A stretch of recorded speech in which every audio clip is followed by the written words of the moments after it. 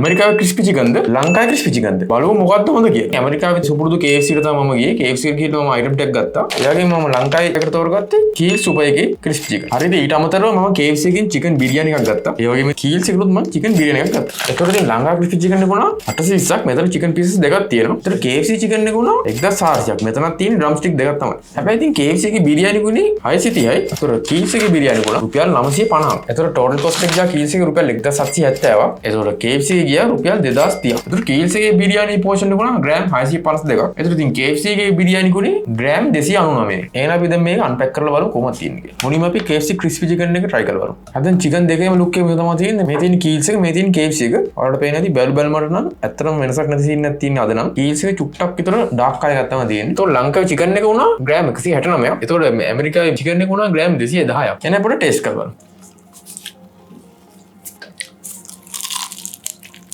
ඇමරිකාවේ චිකන් එකයි ලංකාවේ චිකන් එකේ තියෙන දෙකම වෙනසක් තියෙනවා. ඇත්තටම ලොකු වෙනසක් තියෙනවා. ඇමරිකාවේ බ්‍රෑන්ඩ් එකේ චිකන් එක ඇත්තටම සුපිරි. ලංකාවේ එක නම් මට සෙට් වුණේ නැහැ. පොඩ්ඩක් වේයිලා වගේ ටිකක් කර වෙලා වගේ සීන් එකක් තියෙනවා. පැහැදිලි ලෙසම ඉතින් ලුක් දෙකක් තමයි තියෙන්නේ මේ දෙකේ. කීල්ස් එක අපිට පේනවා චිකන් ලෙග් එකක් ඒගොල්ලෝ දීලා තියෙනවා. ඒ වගේම නිකන් සලාඩ් එකක් වගේ දීලා තියෙනවා. ඒ වගේම මිංචි සම්බරයක් දීලා තියෙනවා. ඒ වගේම බිරියානි වලට පේනවා ඉතින් කහ පාට තියෙනවා. ඒ වගේම KFC දීලා තියෙනවා ග්‍රේවි එකක්. චිකන් වින්ග්ලට් එකයි ඩ්‍රම්ලට් එකයි දීලා තියෙනවා. මේ පාටවල දෙක නම් ටිකක් බැල බැලමුට දෙකක් තියෙන්නේ. හරි කොහොමද ට්‍රේස් කරලා බලමු.